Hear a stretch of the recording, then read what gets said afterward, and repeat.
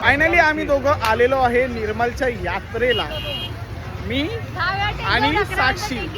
हा 10 वेळा टेक घ्यायला लागला का की मी फापडलेलो. तर ते श्रीमान लेजनची आहे, फापडलेलो मी.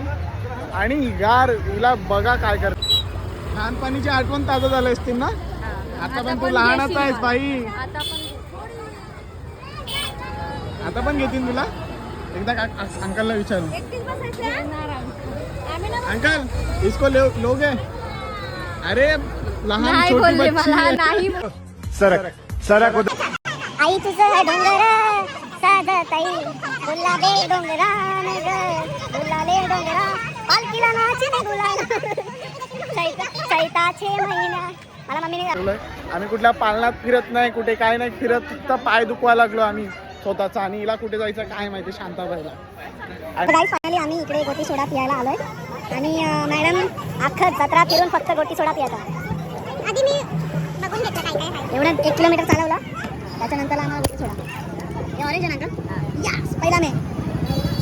तिला जायंट व्हील मध्ये बसायचं आहे. आणि ही तिकीट काढायला लागले. याचं वरती जाऊन रिॲक्शन बघू. जायंट व्हील मध्ये जायचं आणि 100 रुपये तिकीट आहे इकडे.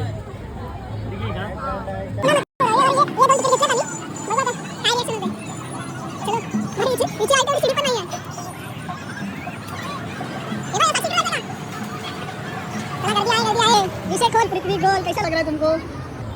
भाभी जी घर पर है. अच्छा लग रहा है. अभी अंकल फास्ट ना करे तो बस मजा आएगा भाई रिॲक्शन मध्ये. हो कसं वाटतं साक्षी कंस तुला? तर फायनली आम्ही जायंट व्हील मध्ये बसलोय. आणि हा मगाचपासून बोलतोय की माझं रिॲक्शन बघू. त्याची स्वतःची फाटते म्हणून हा माझं रिॲक्शन कॅप्चर करायला अजिबात नाही भाई. लहानपणी बसणं मला